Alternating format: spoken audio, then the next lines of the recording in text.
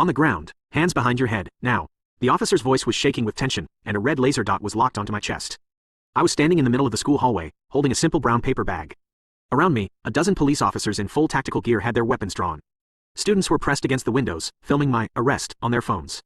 I didn't understand what was happening until I looked at the massive monitor above the entrance. It all started with Project Safety. Our principal, Mr. Ward, had installed a state-of-the-art AI system called Sentry X. It was designed to scan every student, detecting weapons and explosives using thermal and X-ray imaging. The principal called it infallible. But that day, the infallible machine decided I was public enemy number one. "Drop the bag, slowly," the captain screamed. I let it go, and it hit the floor with a thud. A second later, I was slammed face first into the cold tile floor.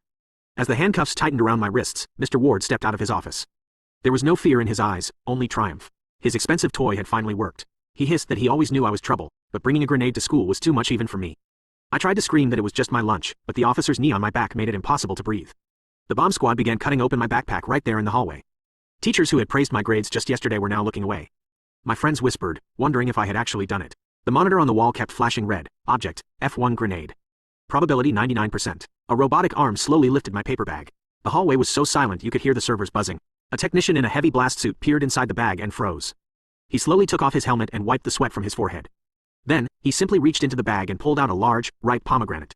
A simple piece of fruit my mom had packed for my lunch. The AI had seen the spherical shape, the thick skin, and the internal structure of the seeds, and because of a glitch in the code, it identified it as a combat grenade. The officers began holstering their weapons, unable to meet my eyes. Mr. Ward turned whiter than the wall.